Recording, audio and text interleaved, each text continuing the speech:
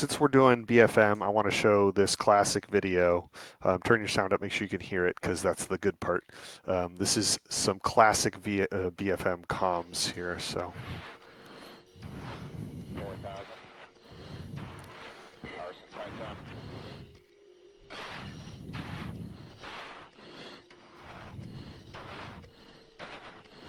Not too much. That's all right. Keep digging. There's the overshoot. Kill that motherfucker! Get off the traffic. There you go. Look at the line of sight. Look for that 9.6s.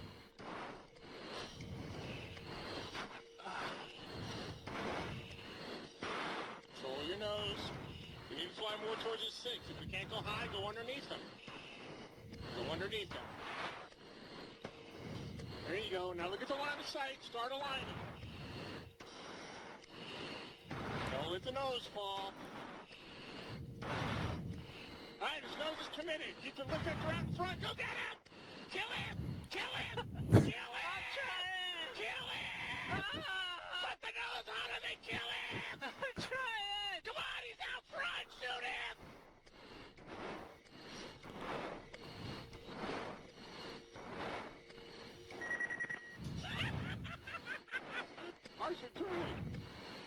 All right, there you go. So the classic put the nose on him and kill him video.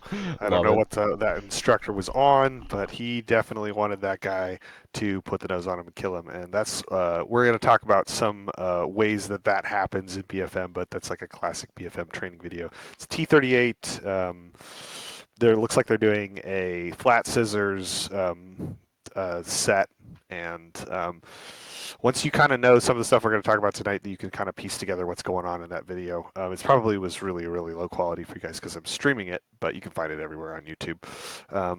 But yeah, classic hub video there. And if you feel like that student where you want to put the nose on him and kill him, but you just can't, hopefully this will help that. The stuff we're going to talk about tonight. So we're doing BFM fundamentals. I'm pulling all this information from the USF 74, which is a training manual from 1943, actual Navy training manual from 1943, energy maneuverability theory, Boyd, Christie, and Gibson, 1966. They're using a lot of the expertise and knowledge from World War II ACES and ACES in Korea to build empirical, data-driven science behind why dogfights get won and lost. And then also the Air Combat Tutorial Library. It's a playlist on YouTube. Highly recommend if you want to learn more about BFM tactics, different maneuvers, just basic understanding of all the different aspects of it. That video series is second to none. I would highly recommend it. It teaches it in very bite-sized 10 to 15 minute videos, talking through each of the different concepts. It's very well laid out. It uses IL-2 as the sim, whereas he's doing all of that, but it's still very applicable for DCS.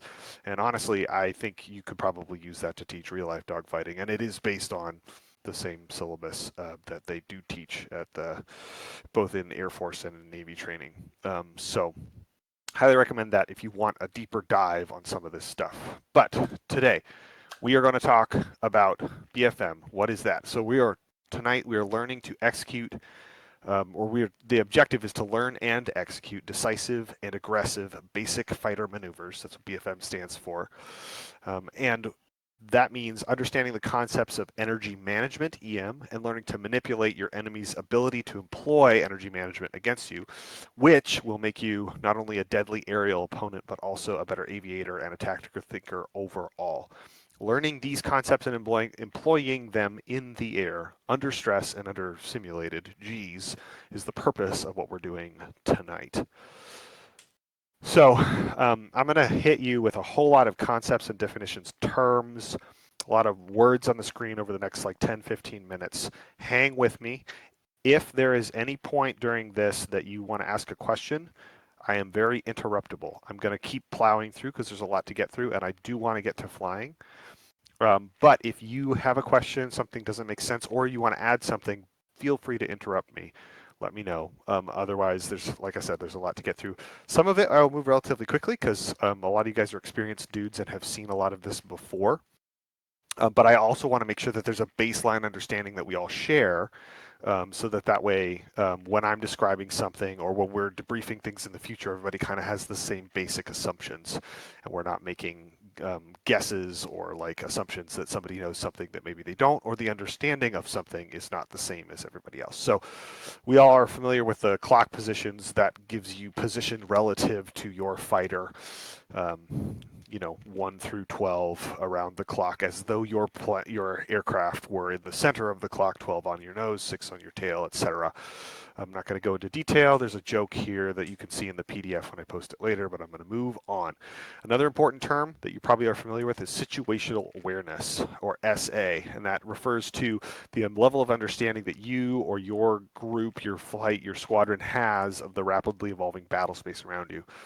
It includes, but isn't limited to, things like position, the relative position and disposition of both friendly and enemy forces, and other contributing factors to your understanding of the situation, such as altitudes of those aircraft, airspeeds, armaments, weather, fuel state, enemy order of battle, any of that stuff that contributes to your understanding of what's going on in the sky around you contributes to your overall situational awareness, and your situational awareness is what allows you to become an effective fighter in the sky. That all of that information, situational awareness, contributes to this decision-making process called the OODA loop, or OODA loop. It was developed by this guy named Colonel John Boyd. He was a fighter pilot in the 40s through the 70s, and he was known as 42nd Boyd because he could defeat an opponent in aerial combat from a defensive position. So he was defensive within 40 seconds. That was his like record, and he would routinely bet other fighter pilots who really thought they had the right stuff that he could beat him in 40 seconds, and he would usually do it. And he did it because he understood the concepts of aerial combat and also the concepts of just tactical thinking overall, that allowed him to basically assess a situation and plan and move through a course of action more rapidly than his opponent.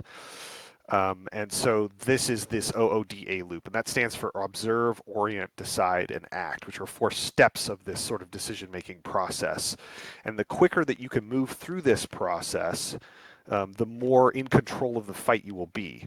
If you can move through this process more quickly than your opponent, then you can appear to read their mind, because you're able to assess the situation and choose an appropriate course of action, and then observe the outcome and then reset that whole process and begin it again based on what you're seeing from the action, the influence of your actions. And you could do all of that while somebody else is still on an earlier step of the process. Maybe they haven't seen you yet, so they're still on observe. Maybe they have seen you, but they can't tell, what aspect you are. Are you hot? Are you nose on? Are you flying sideways? So they're still in the orient phase. Or maybe they recognize all that, so they haven't figured out what they're going to do about the fact that you're pointing at them. So they're still undecided. So no matter what step of the process, if you're faster than they are, then it's going to feel to them like you're reading their mind, because you're dictating the fight. You're changing the context and all of the things that are going on, and they have to continue to react while you are being proactive earlier in that process. I don't want you to get stuck on trying to figure out what step of the process you're on in the middle of a fight, but you should be adept at moving through this process quickly, and it will become, and it should be, mostly subconscious. But it's important to kind of be aware of this general process as we're talking through fights, and particularly as you're debriefing, because that will help you identify strengths and weaknesses in your aerial ability and in the way that you prosecute fights. Typically, people who are coming to the process of dogfighting and learning to do this are going to be weakest kind of from top to bottom on this process. So typically the first thing that you're going to struggle with is just basic observation. Can you find the enemy in the sky? Are you able to see and recognize all the things that are going on in the sky around you, or in the battle space? After that, it'll be a matter of orientation, recognizing what those visual cues and things you're seeing actually tell you about what's going on. Then after that, it'll be a matter of deciding what the right course of action is.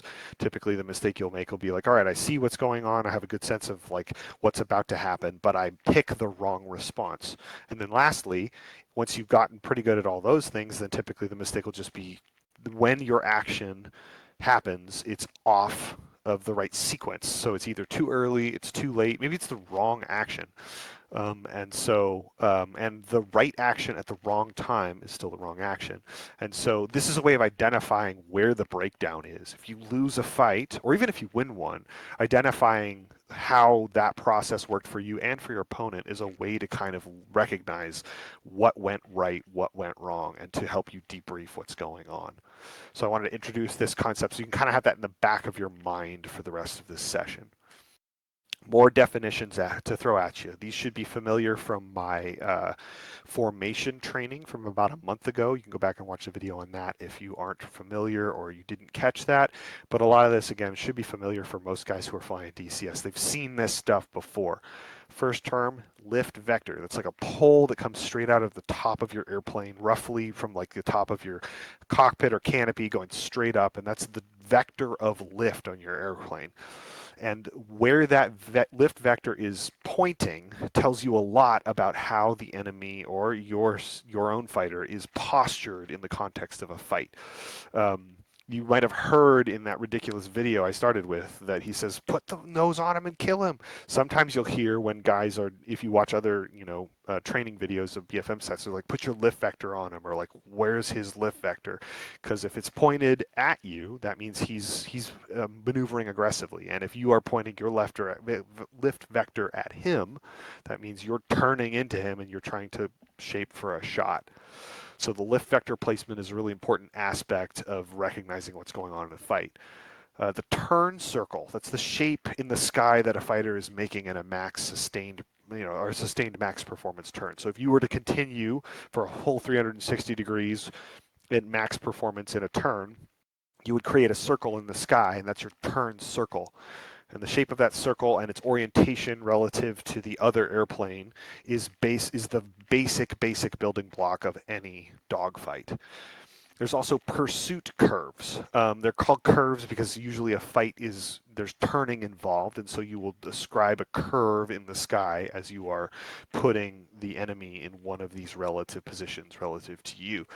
Your options are three. You have lead pursuit, which means your nose is ahead of the bandit. You're setting up an intercepting course, so you'll catch him and meet him somewhere out in the future. You can see the green line there. They're going to meet kind of up here, the top left of this little diagram I've made.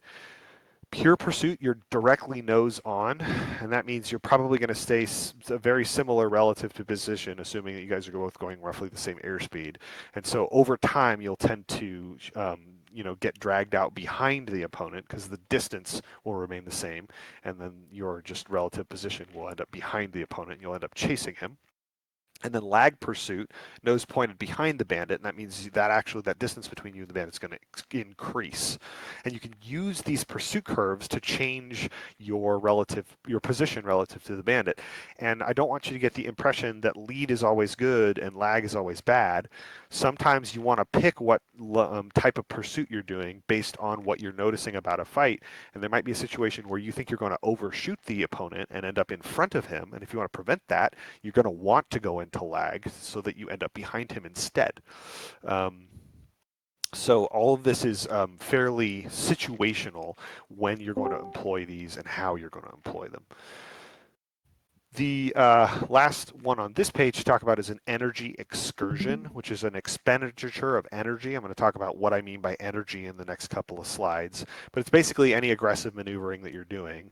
A roll, a loop, a split S, where you're going to cash in energy that your fighter has in order to make a maneuver, typically for the purpose of pulling for a gunshot or trying to maneuver to spoil a gunshot in like a jink or something like that. So an energy excursion, you'll hear that term at different points tonight, and also in debriefs if I'm running them, I'll mention things like that. More concepts and definitions to throw at you. Offensive. If the bandit is reacting to you, you are dictating the terms of the fight. You're controlling the fight, so you are offensive. That doesn't mean you're behind him. Doesn't mean you're shooting at him at that moment. It just means that you are controlling the fight. You are offensive.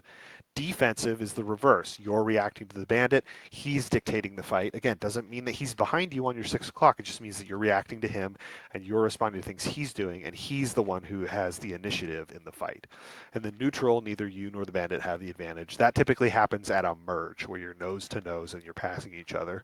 Or it could be when you're line abreast in like a scissors, which we'll talk about later, but it's where neither of you guys have any advantage. And that's neutral. And a lot of times, if you're defensive, you're looking to neutralize the fight, reset it. And if you are offensive, you're trying to prevent the bandit from doing that.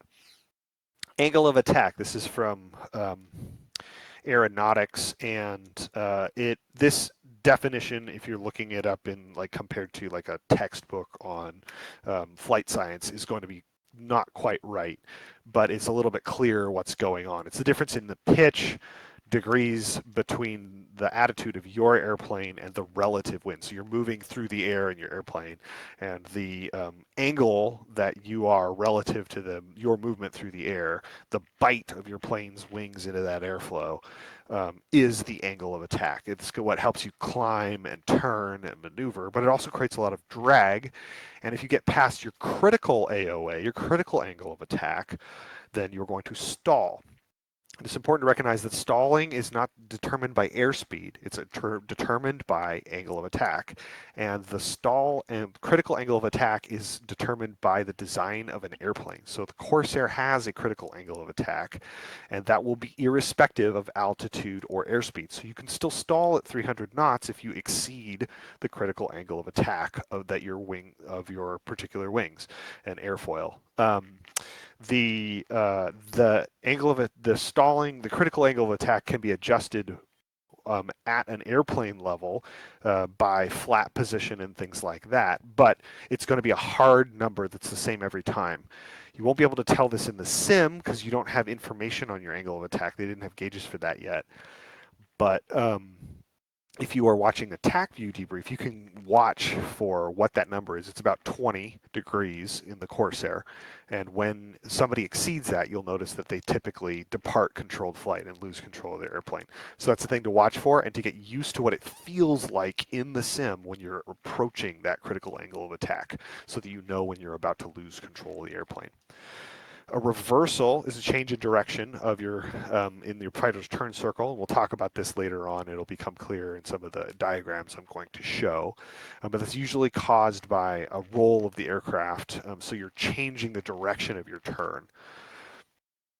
And the last is a jink or jinking. Again, you might have heard that in that video to start with, where he says, keep jinking. That means you're doing maneuvers, relatively small maneuvers, that you're using to spoil a bandit's aim so that he can't draw a shot on you. It could be as much as 90 degrees of turn or bank. It doesn't have to be really, really small, but it's usually less than 180 degrees or like a very large maneuver. And again, the purpose is to spoil somebody's aim. So if you hear somebody tell you to jink, they're asking you to try to ruin somebody's shot. If your wingman says that, you know that somebody's shaping for a shot. Maybe you didn't notice him. You got to get ready to do something to keep him from shooting you. All right, let's talk about energy state for a second. Energy state is not your speed.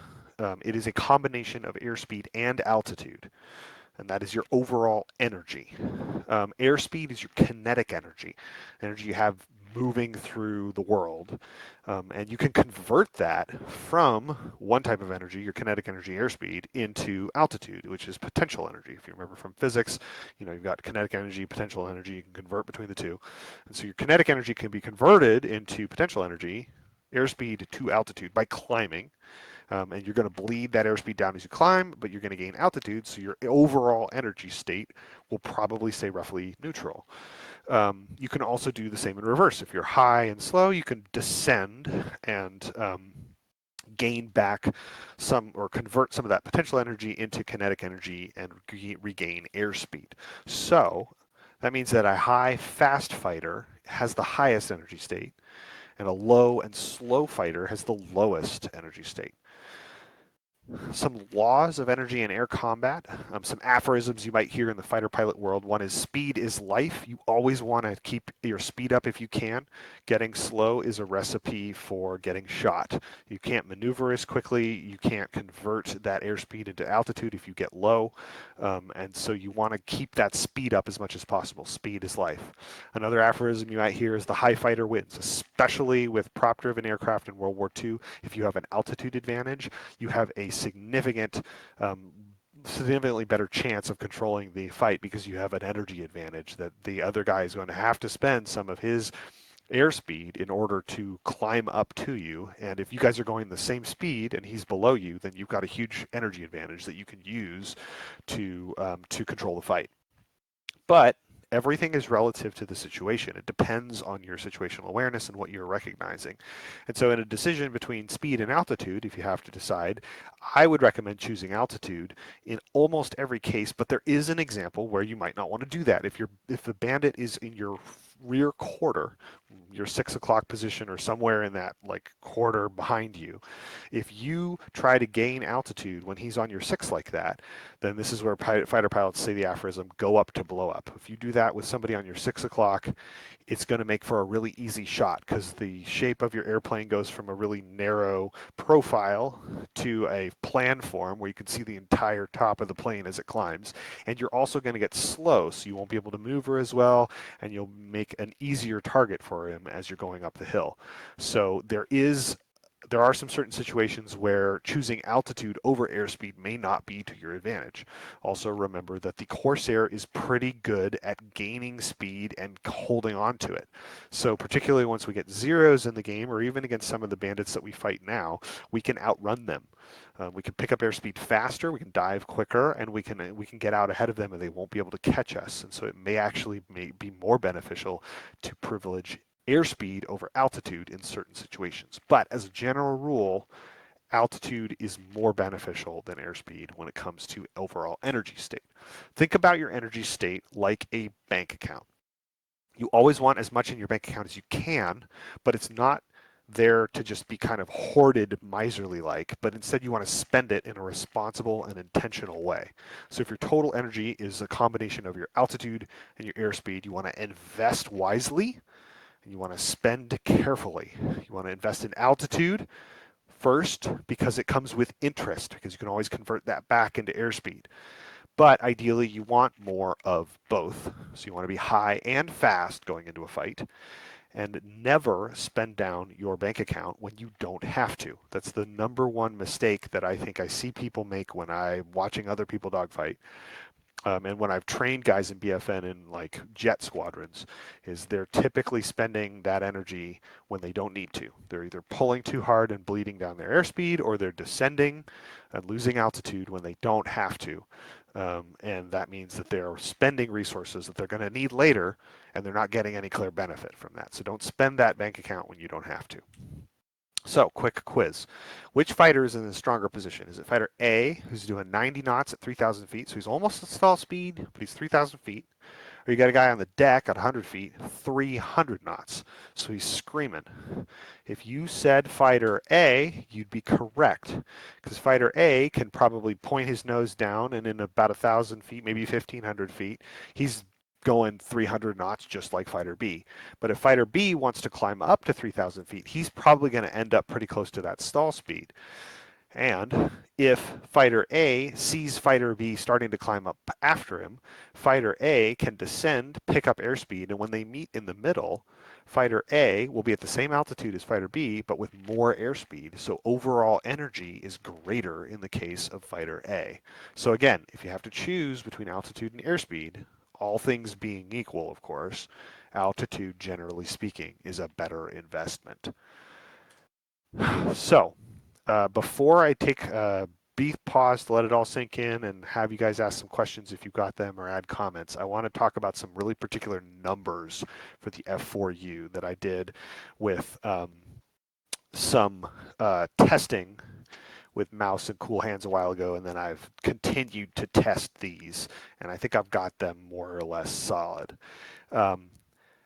So first off is your max sustained turn speed. So if you want to maintain your energy and your airspeed, altitude, so you're not losing energy or altitude, and you're also coming around a circle the fastest you can while maintaining energy and altitude, it's your max sustained turn speed, you want to be 200 to 220 knots. It's called your cornering speed.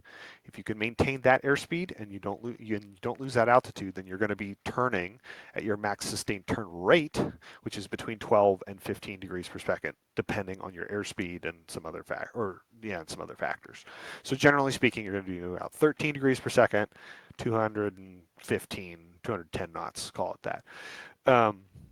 What that means is that if a circle has 360 degrees, that you're going to make your way around that circle in, I'm bad at public math, but like, I don't know, call it 30 seconds or so. So you can get all the way around that circle at that and maintain that airspeed. Any slower than that and your sustained, again, sustained, that's the key word, sustained turn rate is going to decrease because it will either fluctuate or it'll just get slower. And then faster than that, same deal. You might be going faster, but you're not getting around the circle as quickly. So that's your sustained turn speed and turn rate. And that'll matter for energy fights, which we'll talk about later. In the other type of fight that we're going to talk about, the angles fight or the turn fight, an instantaneous turn rate are the numbers, and the roll rate are the numbers that you're going to be interested in. And these differ depending on airspeed. So at 250 knots, you're going to get 21 degrees per second of turn rate as your instantaneous, like as soon as you load on that G, you roll into the turn, you pull the 5 Gs, you're going to get 21 degrees per second for a bit, and then it'll start bleeding down almost immediately, because remember, this is your instantaneous turn rate, not your sustained one. And the radius of that turn, if you were able to sustain it, would be 2,500 feet, about, third of a mile. At 220 degrees per second, or 220 knots, sorry, you're doing 18 degrees per second as your instantaneous turn rate. So it's a little less G, 4.5, but that radius comes down quite a bit by about 700 feet. So that's why I have that bolded, highlighted there, is because I think that's probably the best bang for your buck. And then at 180 knots, if you're doing 180 knots and you initiate a turn and pull to the best G you can get without stalling, you'll be loading on about 3.5 Gs. You'll be getting about 14 degrees per second, which is again kind of close to your max sustained turn rate. So that means your instantaneous turn rate is not any better than your max sustained turn rate when you're doing 180 knots. But your radius is a lot smaller, but the benefit is not quite as great as the move from 250 to 220. Roll rate also matters, because in turn fights you're going to be maneuvering quite a bit, and roll is going to be an important part of the maneuver, particularly in reversals. And again, this is going to differ depending on your airspeed. So at 250 knots you get, I think this is actually a little low based on recent testing. So I think you're about 40 degrees per second at 250 knots, still pretty good. At 200 knots, you're doing 40 to 45, but at 170 knots, you get 50 to 55 degrees per second of roll rate. And again, that's how quickly you can roll. If you're going to do a full, aileron roll, how quickly could you do it? And so it actually, you get a better roll rate underneath some of these speeds for max turn. Because of just the aerodynamics of the aircraft. But it keeps a pretty decent roll rate, the F4U does, even at higher speeds. Where it starts to really become a pig is at slow speeds. See here at 130 knots, you're only getting 25 to 35 degrees per second. And you probably have felt that if you're trying, in a landing pattern. If you're trying to do any kind of rolling, it's pretty sluggish. And so if you get into a fight and you're pretty slow and you want to reverse, it's going to take a lot more time to do it. And that's probably going to lose some of the advantage, and you might lose the timing on the correct reversal. So having a sense of these numbers, if I had to boil it down to, I don't know, 2 numbers, it would be that 200 knots, sort of like the ballpark figure for if you are in a sustained turn, you want to hold it around 200 knots if you can. And then if you want to roll quickly, you're going to want to bleed off a little bit of that speed so you can roll the quickest in order to make a reversal at around 170 knots. But for the fights that I've been in, it feels like keeping it between 180 and 220 knots is like kind of where you want to be. Any slower and your performance goes quite a far down, and any faster, and again, you're not getting the full benefit of the maneuverability of your airplane. All right. It's a lot of numbers, fire hose of information. Take a second. I'm going to take a drink of water, let it sink in, and this is a great time. If you have any questions or any amplifying comments, now would be a good time for that. When we did those tests, it was post patch, right? I believe that's true. I don't remember. I have been re-upping the tests, and so these numbers are based on that test and then stuff I've done subsequently. So it should still be pretty good. One thing to note, though, and this is a good point, they're planning to give us a patch on the F4 at some point. I don't know when, but it sounds like it is going to affect the way the thing flies, and so we're Yeah. going to have to do that again. Yeah. Yeah. I could see an improvement to the roll rate overall to the flight model. I feel like the roll rate could be a little Yeah. bit quicker from what I I've, felt that you know, too. read. Feels slow. Yeah. I think the roll rate, overall stability, and actually, I think it doesn't climb as well as it should. Mm-hmm. So pretty much everything, because I think the speed is slower too. Like the whole point of the 2800 W engine is because it's supposed to be faster. Like it should be chilling, like in normal without any water injection. It should be chilling like around 240, 250 knots easily. I feel like you're getting kind of that now from the last patch. You definitely weren't before it, but Yeah. I do agree. I think it could be faster for sure. Yeah. I do think it dives pretty well, but I don't think it climbs as well as it should, and I think I agree with you. I think it probably doesn't cruise as quick as it ought to. Yeah. Though I will say, if you're going full chat on the deck, that feels about right. I was reading one of these World War II memoirs, and these guys were talking about this thing that they did where they were coming into strafe an airfield, like right over the wave tops at 300 knots, and they just had the thing firewalled to get it there. Yeah, I don't think we can go that fast firewall at 300. You can. I actually did it earlier today. Oh, you could? Okay. Yeah. I got like 290. Yeah, I was gonna say once you get over 250 knots, you can close your oil and your cowl flaps completely, and because you're moving at such a high speed, you will keep your engine cool, and you can get up to 300. Okay. And one thing I think is really right about the way that they've got it, at least right now, is it maintains its energy pretty well. So as long as you're not yanking and banking too much, you'll stay really fast for a while, which is true historically for what the Corsair was power or like strong at. Yeah, and these numbers here feel right. I think it feels good around 200, 220. So that this kind of confirms like how it feels. One thing I will say about that is that it does feel right around that speed, but it also feels like less pull than I'm used to giving in a fight. So I've had to adjust to how much, like what a good turn feels like, because it feels like I'm not coming around the corner as quickly as I think I should. But that's because I was bleeding too much speed before we figured these numbers out. Yeah. So it requires an adjustment in the way I fly it in order to take best advantage of the airframe we've got. Yeah, no, I feel the same way. Yep. I'm chronically do that in dogfight. I will bleed energy for more G's all the time, and it's the worst habit. That's pretty typical. People just like pull for the bandit, and that's a thing that I think everybody does, even really seasoned guys. Quick All right, dumb question for a beginner. When you guys are talking about, and I get that we're in a dogfight, how are you setting your power? Is this just 2700 max throttle, water injection on, or are you going 2550, 49, or what? That's a great question, and I think it's a little bit situation dependent, but generally speaking, if you want all the advantage you can get, then you're putting everything into it that you can. So you're full RPMs, full power, water injection, because you want all the advantages. Now, if you know you've already got an altitude advantage or there are other mitigating factors, maybe you'll adjust your engine settings to,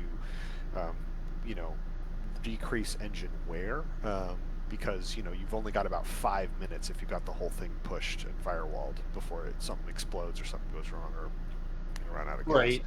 To clarify, I'm asking specifically about these speeds you're talking here on this slide. The 220 knots, is that balls to the wall or dialed back a little bit to maintain? I think the max sustained turn speed, the turn rate you can get at any engine setting, just as long as you initiated it with that knot, because the instantaneous turn rate, because you're going to bleed speed from there anyway.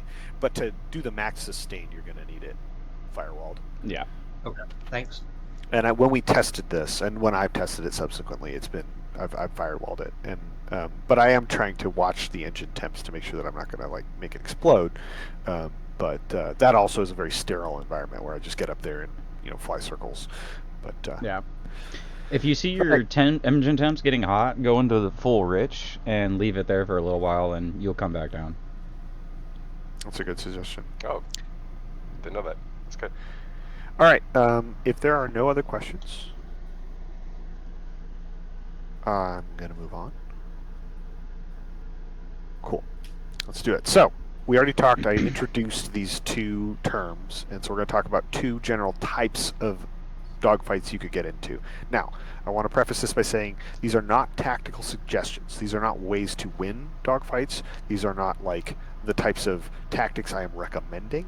They are observationally the way that dogfights typically break out into two different types of fights. So this is a descriptive rather than a prescriptive way of talking about dogfights.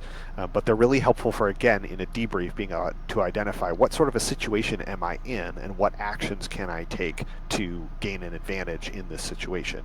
And broadly speaking, dogfights can be, infinitely varied, but they generally break down in these two ways. One is an energy fight, and the other is a radius fight. An energy fight, which you also hear the term rate fight, creates what is called a two-circle flow. And the objective of an energy fight is to have a higher turn rate, that max sustained turn rate we were talking about, than your opponent, so that you come around the circle quicker than he does and you get on his 6 o'clock. So if you guys just stayed in a turn, you would come around behind him eventually and be able to shape for a shot. By contrast, a radius fight, which you also might hear referred to as an angles fight or a turn fight, creates a one-circle flow. And the objective of that is to have a smaller turn radius than your opponent. So again, you're thinking instantaneous turn rate and roll rate, so that you could turn a smaller circle and point your nose at the bandit more quickly and take a shot. Online, in DCS discussions of dogfighting, people get these two things confused all the time, and I think it's because they always refer to them in terms of the 2 and 1 circle. And I'm going to refer to 2 and 1 circle fights for the rest of this presentation and in the future in debriefs as well. But when you're thinking about what type of fight you're in, don't think about which, 2 or 1 circle. Think in terms of energy or radius, because that tells you a lot more about the type of fight that it is than the circles. So think in terms of, again, that energy fight, rate fight, or radius fight, angles fight, because that terminology will help you understand what's going on much better than 1 or 2 circle, even though those other things also apply. Also, I think that people online typically call energy fights 1 circle fights and radius fights 2 circle fights, and they're wrong about that, and I'll explain why in a second. So, important thing to note about the F4U. It is an energy fighter designed for sustained high energy attacks. That doesn't mean that it always has to fight an energy fight that we're going to talk about here in a second, but it does mean that your advantage is in having a lot of energy and holding on to it. By contrast, we don't have zeros in the game yet. It might be a while till we get them, but when we start fighting those things are radius fighters. They're highly maneuverable, especially at lower speeds and altitudes. And so they want to turn with you. They want to get inside your turn circle. They can turn up their own asshole. And so what you want to do is play to your strengths and not to their strengths. So you want to get a lot of energy and maintain it, rather than getting into a turn fight where you're bleeding a lot of energy, because that's playing the enemy's game. So you want to play to the strengths of your aircraft. And historically, that's what the guys used. That's why the Corsair gained such a fearsome reputation, is because guys understood what made it a dangerous fighter, and they played to its strengths. And the Japanese fighters did not have the training and the awareness to take advantage of the weaknesses, or to force Corsairs into situations where they were at a disadvantage as often as the Corsairs were able to take advantage of the Zeros' weaknesses. That, and also the fact that they weren't armored, the Zeros weren't, so they were easy to shoot down. So those are the two different types of fights. I want to talk in more detail about each of them and start to show you some diagrams for what they look like, again, in a very kind of sterile mathematical sense. Let's talk about energy rate fighting first. This, again, is that 2 circle flow I talked about. So we'll start from a neutral merge. Now, dogfights start in a million different ways, and very rarely are they this neutral, but just for the sake of understanding how these develop, we're going to assume that you guys are pointing nose to nose and you pass right past each other, and then you start the fight. And if you did that, maybe you didn't notice him, and you're like, oh shoot, there's a bandit right in front of me, and you maybe take a snapshot, and you go past him, he's on your left, and you're like, okay, well, what's your first instinct? Well, your first instinct is probably going to be to turn into the bandit. He's on your left, you're going to turn left into him. And if both of you guys do that, you will start to create 2 circles in the sky, because you'll turn left across his tail, he'll turn left across your tail, and you guys will create your own individual circles trying to turn towards the other guy. So you'll keep working your way around, and eventually you'll get to this position where you're basically neutral again, opposite each other, but you're very, very far spread out. And at this point, the fight will tend to neutralize, so it will look like this. But I have this circle gray because I think this is where the confusion between 1 and 2 circle typically happens. You'll get into this situation and the fight will stabilize, and you'll be turning left for all you got. He'll be turning left for all you got. And you'll be looking up your canopy across the circle at the other guy, and you'll be thinking, man, we're not in a 2-circle fight. We're in a 1-circle fight. I'm across the circle from him, and we're not even moving. We're just sitting here. We're just, rating around this circle. But it's an illusion. It's not actually 1 circle. It's still 2, because you guys still individually have your circles. And this is important to remember because that's going to tell you how to manipulate the fight later on. So even though it looks like this, it's actually this, and that's really important to keep in mind in order to win a fight like this. So even though you're coming around the circle, you're each on your individual circles, even if it feels like you're only on 1. So this is still a 2-circle fight. So remember, the objective here is to rate around that circle faster than your opponent. And in order to do that, you need to outlast your opponent at maximum performance for your aircraft. It means you need to maintain that max sustained turn rate longer than he does, make less mistakes so that you are maintaining that. And so anything he does that slows him down and slows down his rate, you're gaining an advantage, you're gaining an advantage, you're gaining an advantage. So you need to know that max sustained turning speed, and you need to know your enemy's turning speed if you are going to commit to one of these fights. So hey, if I am going to maintain this and he maintains his best rate, I still win. If you aren't going to win and he can maintain a better best turn rate than you do, then maybe you don't commit to this kind of fight. Or maybe you're fighting him and you could just tell by the way that he maneuvers initially, you're like, I don't think he can hang with me. I can hold this for longer than he can. Kind of like a game of chicken. You're like, you know what? I'm just going to hold on and I bet you I can outlast him. So you need to maintain that best turn rate by maximizing your performance at that turning speed. Again, that 200 to 220 knots. And then the last thing is to learn to recognize winning, losing, and neutral cues. And those are usually what position are they on your canopy. So again, if you're turning into him and you guys are across the circle from each other, across your respective circles, he'll be right up the top of your canopy, right out of the middle. But if he starts to rate quicker and come around behind you, he will move backward on your canopy behind you. That's a losing cue. And if he starts to come forward towards your nose, that means you're rating faster than he is. So it's a winning cue. Learning to recognize those and learning to ignore or at least identify the optical illusions that can happen that look like these is the way you learn to get good at this kind of fighting. But bottom line, energy fighting is all about patience. Let the fight come to you. Hold what you got. Maintain that best performance. So how do you manipulate a fight to your advantage? Maybe you guys are just both shit hot at doing this and you just are staying neutral around the circle forever and ever, amen, and nothing's changing. What do you do to change it, to affect it in your favor? Well, you're going to want to offset your turn circle. Remember, there's those 2 circles. You want to offset those circles so they're spread apart, which means it will change the dynamics of the fight. You could do that via extending or high or low yo-yos. I'll talk about those with some diagrams here in a second. Or you can get out of plane. Typically, these fights start on the horizontal. You'll turn into each other and you'll stay relatively flat and neutral. But if you change the plane of your circle, you tilt it, and that's where those high and low yo-yos come in. If you introduce that vertical dimension, that can also change the position of the circles in the sky and give you opportunities to adjust the fight in your favor. Last thing, again, my sort of running recommendation, maintain altitude as much as you can. Because that always gives you options. So if you're going to introduce the vertical, make sure you can do it in a way that you're not cashing in too much of that altitude bank in order to do so. You can get back up to where you were and you're not losing ground. because altitude always gives you lots of options. So let's talk about offsetting the turn circle with an extension. So if you are here in this neutral position, you could be anywhere in the circle when this happens. If you wanted to change this, so you've been doing this for maybe a couple of turns, you're like, nothing's changing, what can I do to change it?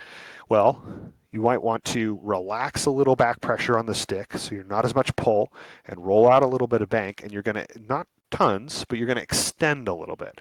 You're going to move downrange a little bit and allow the bandit to gain what seems like a momentary advantage in order to reset this turn circle. It's going to offset the turn circle like this. So this is actually how it happens. So assume that I have just done this thing. I'm the blue fighter here on the left, and I've extended. And I've zoomed out to kind of give us a better picture. So then I reinitiate my turn, and you'll see that the bandit has made quite a bit of progress on me since the last moment that anything happened. He's come most of the way around the circle. He's coming towards my 6, and I've just turned in. Uh-oh, I'm in trouble. We're going to lose. Better tighten down that circle and get on his 6. No, hold what you got, and here's why. Because the geometry is going to work out for you. So as you come around this circle, it looks like he's coming around on your 6, but as you keep coming, this is the scariest bit right here. He's like, oh man, he's almost there. He's almost behind my wing line. He's almost going to draw a shot. And if he holds what he's got and you hold what you got, though, eventually you'll actually end up neutral again. All you've done is offset that turn circle. As long as you can get back to that best sustained rate, you just offset that turn circle, and this gets you back to a neutral nose-to-nose pass or something close to that. And every time you find yourself in a neutral position like this, that is an opportunity to redefine the fight. You've got options. If you think, you know what, I'm actually rating better than he is, you can stay with that energy fight. You can stay turning into him, and you can just say, like, I'm actually going to come around this circle faster. He doesn't have what it takes. I can commit to this and win. Or if you're not sure, or you just don't like your chances, you can reverse and force a radius fight. You can change the type of fight you're in by reversing, turning away from the bandit, and trying to pull around for a shot using an angles or a radius fight techniques, which we'll talk about here in a second. So you have an opportunity to redefine the fight whenever you reach a neutral, whenever the fight gets neutralized or you reach a merge point. And that is one of the reasons why you offset a turn circle, is to get you to a point where you can switch things up. Let's look at it from a kind of 3D view so that we can talk about high and low yo-yos. Now we're introducing that vertical. If, again, we're in this neutral position, I'm the fighter on the bottom right, bandits across the circle on the left. Again, 2 circles, but it's just easier to talk about in this case.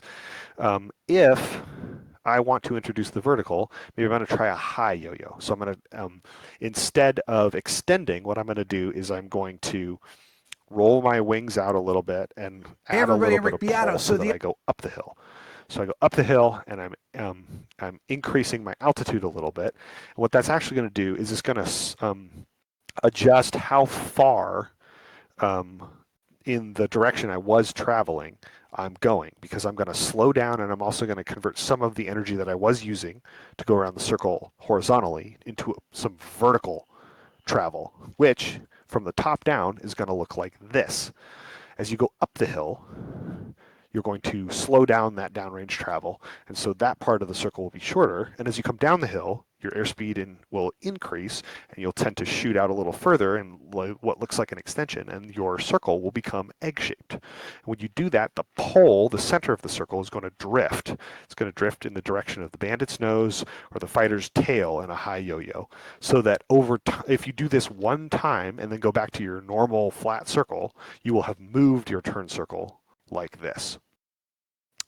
Conversely, if you do a low yo-yo, same concept, you're gonna continue a decent amount of back pressure, and then you're going to, but maybe ease off a little bit so you can get the nose to drop, and then you're going to come around in a low yo-yo, and it's the same thing in reverse. From the top, you're going to extend a little bit on the low part, and you're going to lose a little bit downrange travel on the up part, and this is going to adjust the circle toward your nose like this. And so if you do that, it'll eventually, if you continue to do it, it'll offset those turn circles, and it will give you opportunities to adjust this fight. One thing to note about yo-yos, the first time people try them, typically they way overdo it. Like it becomes this like crazy Chandelle, really like involved thing. And you don't need a lot to get a decent amount of effect from this offset. Just maybe 5 degrees of nose high.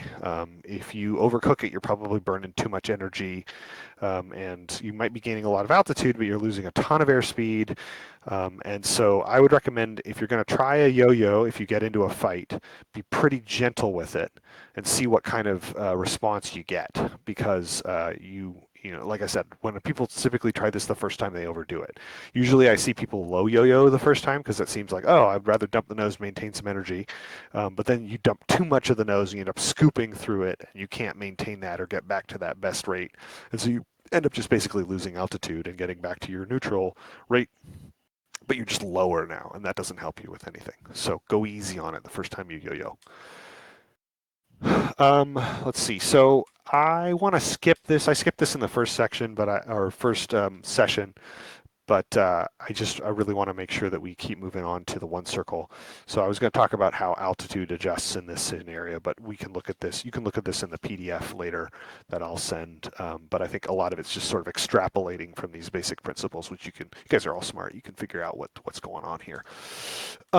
So let's talk about the radius angles fight. This is the one circle flow. Let's go back to that neutral merge. So again, we're going head on. We just saw him. Oh shoot, what are we going to do? And maybe this time you're like, well, I fought that last guy in a 2 circle, but this time in that energy fight, but this time I don't want to get into that. That took a long time. I had to be patient. I don't want to be patient. I'm just going to point my nose at him. Now you could turn into him across his tail, but then if he does the same thing, you're right back into that energy fight.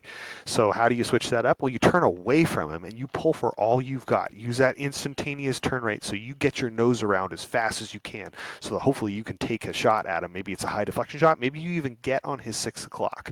So you guys both turn the same direction. You're turning into each other. You turn away from him, but that's because you're trying to pull into his nose. And if you guys both recognize it and both max perform your airplanes, max instantaneous turn rate, then you will end up neutral again. And that is why this is called a one circle, is because you guys are together making one circle in the sky. Unlike those 2 circles in a 2-circle fight. But you get back to that neutral merge, which is again that opportunity to redefine the fight. So there you have that option. Do I commit to doing this again, or do I reverse and do something else? So you can continue that one circle flow where maybe he keeps turning left and you keep turning right, and you just get to another neutral merge on the other side, and you're just kind of in this weird stasis. Or, and depending on whether you think you are doing it quicker than him, maybe you're going to do that so you can stay on the inside of that turn. Or you might reverse, which is going to begin a scissors. So if he reverses, because typically what happens is that bandits, 9 times out of 10, and this is with human people too, you want to turn towards the enemy. You don't want to turn away from him. So if you take this merge, the bandit who's got you on his right side, he's going to turn right and turn back into you. He's not probably going to put his belly to you and keep going left. And if you reverse as well, then you force a scissors, which looks like this. It's just basically a series of these one circle fights. But notice that as you do it, this fight travels downrange. The energy fight tends to be fairly static. It'll move a little bit, and again, the offsetting will move where it's located, but in general, you know, all things being equal, it'll kind of stay in the same spot. A one circle fight, if it transitions into a scissors, is going to move. It'll move either laterally, it can move vertically as well. Sometimes you'll get into what's called a rolling scissors, and those tend to head downhill, so you might be losing a lot of altitude, so you're moving in some direction. And that's important to keep in mind, because if you are in a particular battle space where maybe there's some AAA somewhere that you want to stay out of the way of, or maybe you want to draw a fight into friendly forces, you can use a one circle fight to kind of move a fight in a direction if you have the situational awareness and the wherewithal to do it. But either way, it's important to recognize that when you're in that one circle fight, that fight is moving in a direction. It isn't staying static. How do you win a radius fight? What do you do to try to win it? What's the objective? Are you just trying to go neutral and like make head-on shots every time? No, you're not. You're trying to get inside of the other guy's turn circle. You're trying to turn faster than he does. And let's say you manage to pull it off. You can turn quicker than he does. You've got better command of your airplane. You can turn a tighter circle than your bandit so that you have a smaller circle and you're inside of his turn circle. You can see this blue fighter is inside the bandit's circle. And if he can do that well enough, then he can reverse his turn and take the bandit to 6 o'clock like this. And basically what you've done is you've taken that tighter turn circle, split it in half, and used it to get on his 6 o'clock. However, it usually doesn't work out quite as cleanly as that last diagram showed because you have to reverse your turn in the middle, and that is going to lose some of that perfect, tight circle that you had before. Also, people just do this imperfectly. The bandit might recognize what you're doing and, increase his turn rate or maneuver in some way. So once you get inside of the turn and start to shape for a shot, it's never going to be this perfect, like, oh, there's a 6 o'clock. It worked great. You can expect to probably scoot to the outside and have to continue to pull around and maybe even, string out behind him a ways. But as long as you're in that rear quarter, you're still controlling the fight. You're in what's considered the control zone. And so you are still dictating the terms of the fight. And so when you're trying to win one of these radius fights in this one circle flow, this is the kind of what you're going for.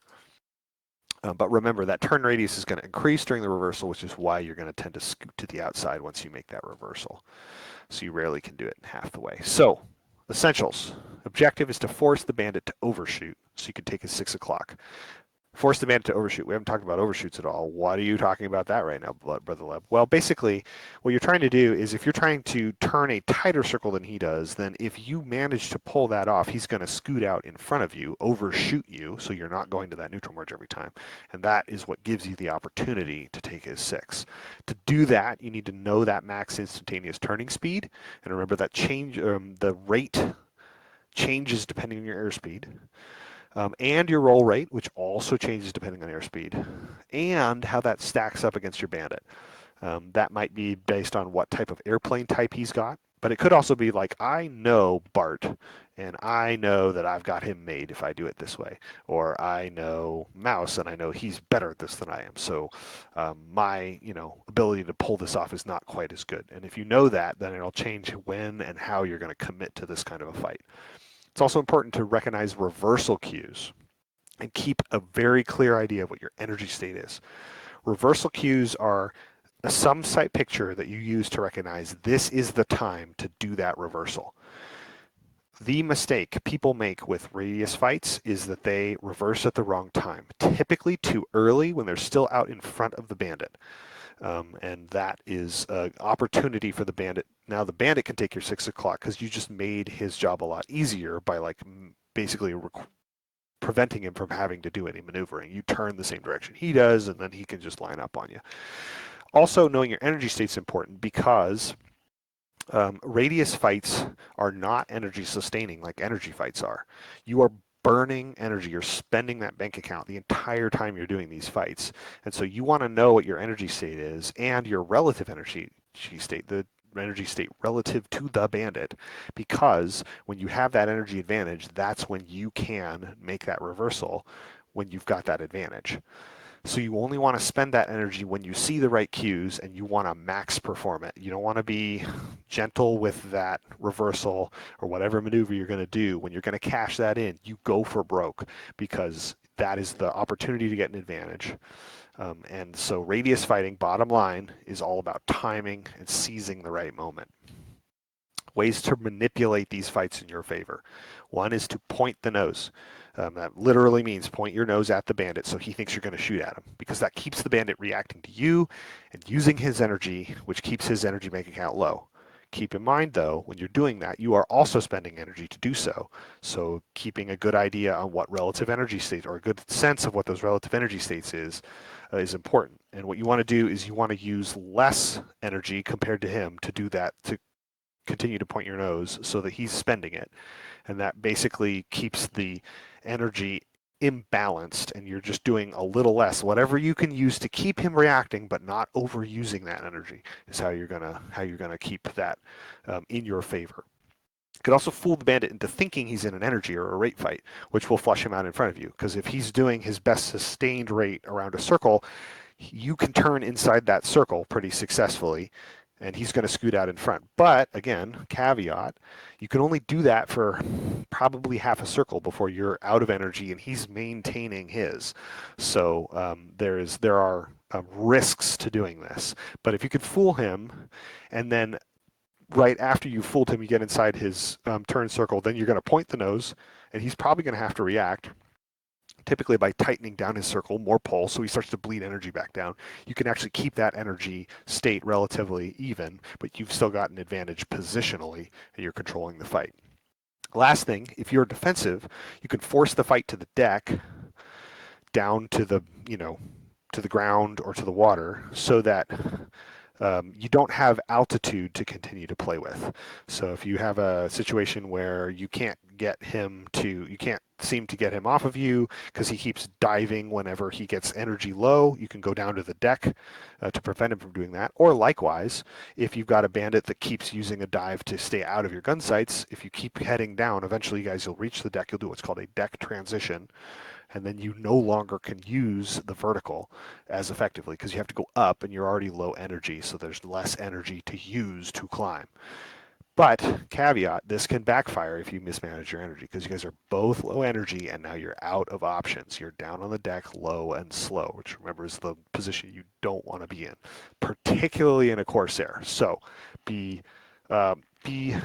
is a high risk choice, and I would recommend that you don't employ it unless you really, really need to. A couple more things to keep in mind. Just because you're inside the bandit's turn circle, or vice versa, doesn't mean that you're winning. Energy state is really the thing that determines whether you're winning a fight or not. Because if you're inside his turn circle, but you don't have any energy to do anything with, because you can't point the nose, then it doesn't matter if you're in there. You're not winning the fight because he's got tons of energy and he can just raid around and eventually get you. Likewise, related to what I just talked about with the deck transition, radius fights are burning energy all the time. They are not energy sustaining, so they tend to end up low and slow. You're going to lose altitude and airspeed consistently throughout that fight until you guys end up low and slow, because each of you is trying to attempt to get the other guy to get out in front, which means you're trying to whoa up your plane, reduce your downrange travel so that he's out in front of you. So because they're not energy sustaining, you guys are both spending that bank out rapidly.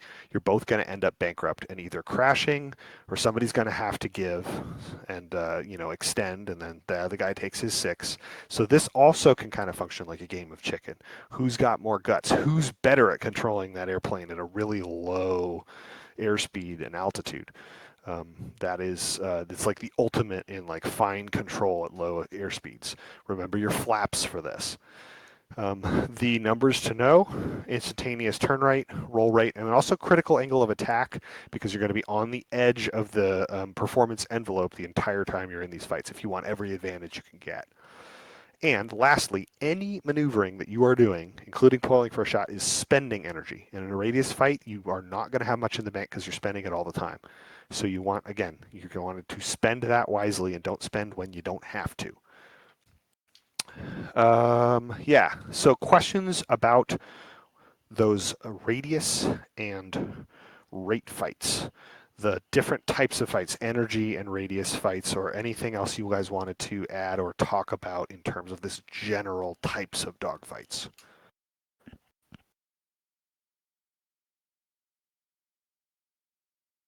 Do you ever recommend like a loop or like Immelmans or anything like that? This is mostly, I know high yo-yos and such, but like, would you ever employ those kind of maneuvers? Yeah, so a loop is actually the ultimate vertical yo-yo. So it's still basically the same thing. It's just directly vertical. So I found this is actually one of my frustrations with the Corsair flight model right now. It's really hard to do a clean loop. And so I don't typically do them myself because I don't feel like I can do them consistently, particularly under stress. So there's a weakness. If you guys can do a good loop, you can beat me if I, don't want to do one. As for an Immelman, is technically an extension. You're kind of exiting the fight because as you get to the top and you roll back over, at some point he's probably below you if you did that. Or if he's on top, he's going to come back down because he's going to come back down for you. And so you're kind of exiting the fight and trying to extend and reset, which there may be situations where you want to do that, but you got to make sure you have enough separation that he can't take your 6 and shoot you while you're doing it. Because you at some point you are going to be belly up to the bandit, and you won't be able to watch him. So you got to have a pretty good sense of where he is and what he's doing before you do that top rollover at the top of an Immelman. Similarly with like a split S, like if you're going to do that, you want to make sure you have a good sense of where he's going to be in about, I don't know, 10 seconds, so that way when you do whatever that maneuver is, because there's that, if you lose sight of an opponent, classic like fighter pilot saying, lose sight, lose the fight. Like if you can't see him, then he's got all the cards. So there are situations where you want to do that, but that becomes more of a case-by-case basis. Okay. Good question, though.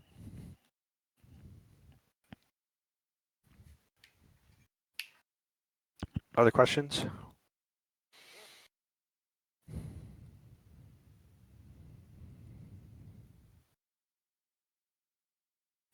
Cool. I want to introduce one more concept to you before giving you guys a couple of exercises to go practice, and we'll actually get in the sky after all that talking. And that is the last-ditch guns defense. If you are in a situation where you know he's going to take a shot at you, how do you spoil his shot? There's a couple of different ways you can do it. You can just basically jink, but this is a way that you can try to force an overshoot while you're doing it. There's certain scenarios where it makes sense. It generally, you want to have a decent amount of energy, because you're going to be spending a lot of it to do this. But you also want him to be pretty high energy, because the idea is to flush him out in front. And this is the way you do it. So caching a lot of energy, but it might be necessary to avoid a shot. You're going to anticipate the shot. You see him rolling in on you. And right before he takes that shot, you're going to want to roll inverted and then pull for everything you've got so that he misses his shot. And if he's, coming down with the speed of heat, he's got a lot of energy in his dive or his attack run, then hopefully he should shoot out ahead of you and you can roll back over and take his 6 o'clock. Or you can continue the split S, go the other direction and extend, try to get out of his way, do something to stay out of his gun sight and reset the fight. This is definitely a last-ditch guns defense. I don't want to see you doing this if you're kind of neutral or the fight's going okay, but maybe you're starting to lose. This is like, I got no other options. Also, keep in mind, because you're doing a split S, you don't want to do this when you're low, because you're going in. So you want some altitude if you're going to try this. But it is a way to avoid a gunshot. And just to illustrate, and I admit this is with a F-18 and a missile, but it's a really nice visual of what this looks like in the wild. Let me show you this TAC view from, this is the CO of my Hornet squadron a couple years ago. So you can see you got a bandit up here. We got CO here, and he just spotted this bandit who's about to take a shot at him. So we'll play the tape. The missile just came off the rail, and he just rolls immediately over, pulls for everything he's got, and spoils the shot. That is a last-ditch guns defense against a missile, but it's the same idea. So he spots the fighter, spots the shot, and as soon as he identifies the shot's coming, roll, pull, spoil the shot. So that's what a last-ditch guns defense looks like if you do it in real time, so to speak. Questions on that?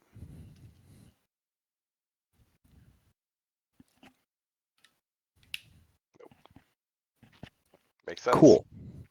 I want to talk about some common errors before we get to the practice.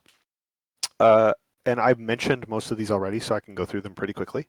First is giving away altitude unnecessarily. That is the number one thing people mess up. Like if I am debriefing a fight, it's the number one thing I mess up too. It's like people are giving away altitude when they don't have to. If you have the altitude advantage, you are in such a better place in a fight. So don't give up altitude if you don't have to. The second thing is no game plan. If you go in without a game plan, you are only going to be defensive. You can't possibly be offensive because you're not dictating the fight. He is, because you don't have a plan. So you want to have at least some idea of what you're going to do. I'm going to go energy fight. I'm going to go rate fight. I'm going to go radius fight. I'm going to, dive. I'm going to split S. I'm going to climb. Like, have some idea of like what's the thing you're going to do with this fight. We talked about lose sight, lose the fight. Poor energy management. This is the thing that is probably the hardest to learn, and you have to learn it per airframe, and it's a thing you develop over time. You won't be good at it to start with. But yeah, if you don't have a good sense of how to gain energy when you're losing it, how to maintain it when you've got it, when to spend it, that's going to mean that you've got a lot of weaknesses that somebody can exploit in a fight. Related to that is poor energy state assessment.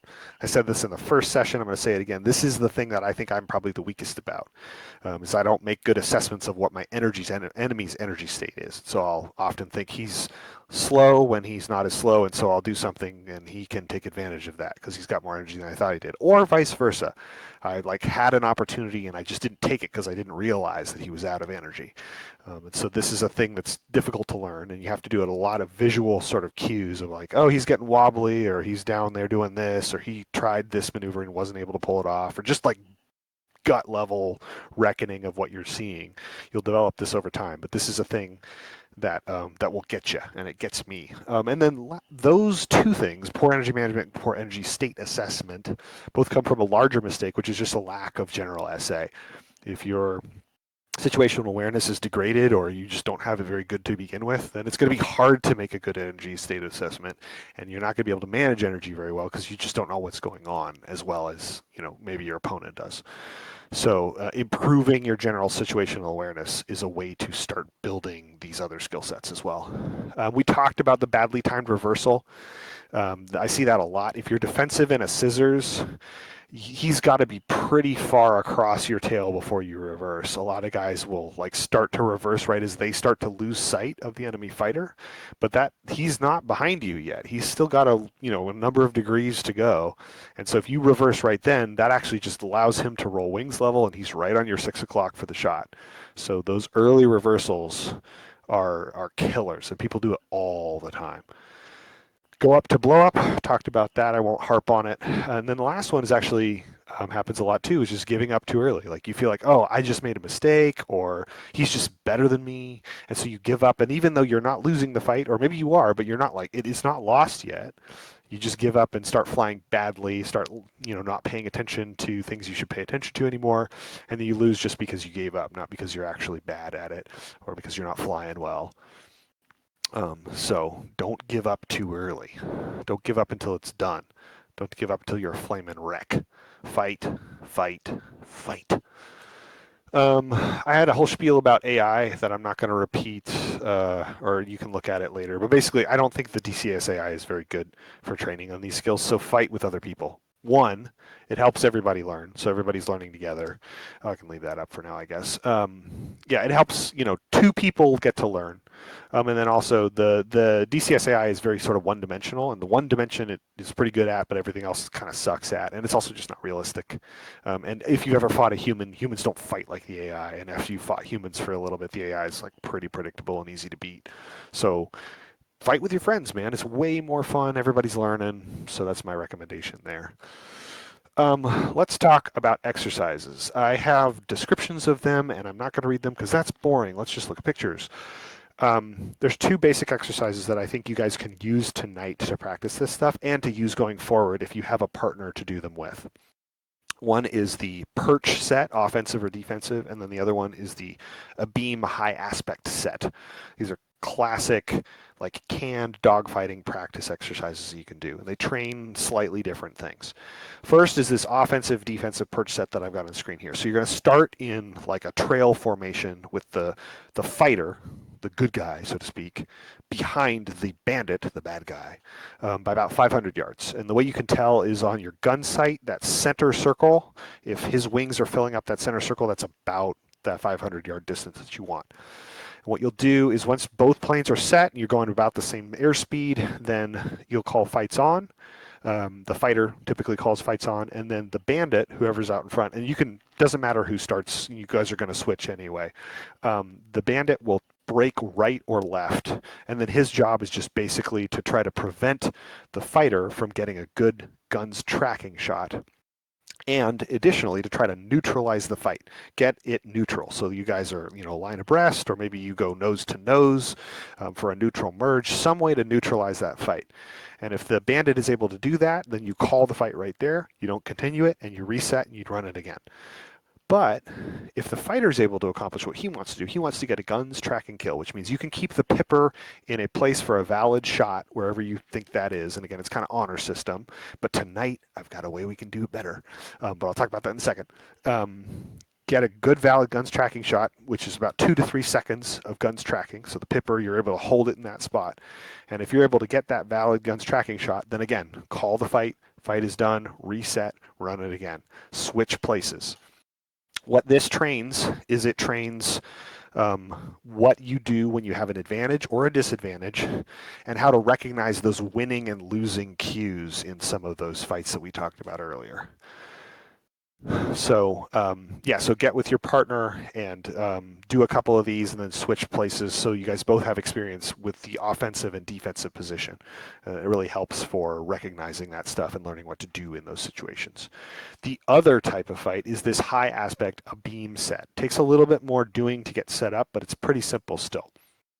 You guys will get with your partner, and you'll pick an airspeed and an altitude. I recommend start about 200 knots because that's where you're going to want to be anyway. And then you want a decent amount of altitude, call it 6,000 feet or better, so that you have some altitude to play with so you can go down, because fights always descend. They almost never climb. And then the last thing you want to do is you want to pick a hard deck. So you want some altitude that you are going to say, if we go below this altitude, we're going to call the fight so that nobody crashes and dies. And I would recommend at least 1,000 feet, maybe even 2,000 feet if you're a little bit concerned about whether you can control it. I did a fight earlier today with a dude, and we did not establish hard deck, and he went in. And we should have done it, and that was my bad. So definitely establish that hard deck. And then guys, get to your altitude and your airspeed and get 1,000 yards apart, which means he should be pretty small, but you can still kind of tell some detail on him. And you call set right and set left, whoever's on the right and left, so that way both pilots know, all right, those guys, the other guy's ready to go.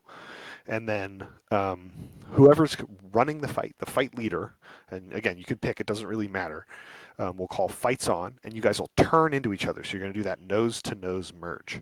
And as you're turning in, the fight leader is going to assess that turn and decide whether you're going to do a pass on the right or the left. And when he decides, based on what he's seeing, he's going to call either right to right or left to left. And what that means is that you're going to put the other plane on whichever direction you called. So if you call right to right, you put him on your right side, and the bandit puts the fighter on his right side, and you guys will pass at that merge. You call right to right, whoever hears that call will repeat it so that both pilots know, yes, I know what we're doing. So again, there's not going to be a mid-air collision. And then as soon as you hit that merge, you fight your best fight. You can do, the energy fight, you can do the radius fight, you can do some other variation of any of that. And then whoever gets that guns tracking kill, or if somebody breaks the hard deck, then you call the fight off, climb back up to whatever altitude and reset and run it again. While you're climbing, because it takes a little bit of time, that's a great time to debrief stuff like, what do you think you did well? What do you think didn't work? Is there something that the opponent did that was really, like, wow, how did you do that? Or, oh, if you had not done that, I would have never beat you. Like, those are good opportunities to do a little bit of debriefing while you're climbing up. But you can run these over and over again. So yeah, use these two different exercises to just build these core skill sets. And I think, yeah, now would be a good time for questions about either of those before we get in planes and go fly.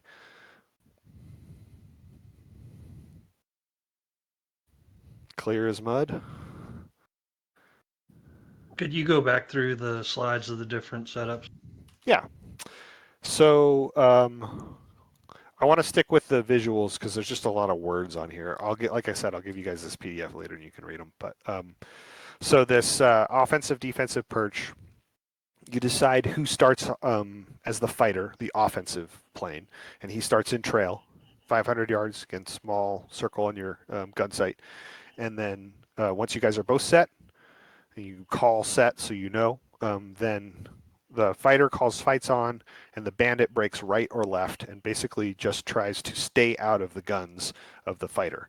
And as soon as the fighter gets a hit, or the bandit is able to neutralize the fight, then you call knock it off, reset, and do it again. But the next time you switch places. You just keep switching so everybody gets experience in both positions. Then for the beam set, again, you're going to pick that altitude, airspeed, and a hard deck. And then you're going to get it set up line abreast with a decent amount of separation, call it 1,000 yards or so. And you'll call set right, set left. So whoever's on the right and left call set when they're ready. And then once you guys are both ready, then pick somebody to be in charge. That person calls fights on, turn in, and then whoever's in charge decides right to right or left to left. So I think we're going to pass on the left, so left to left. And then you guys, as soon as you hit the merge, fights on, fight your best BFM. And whoever gets the first hits, or if you guys break that hard deck, call knock it off, reset, climb back up, fight again.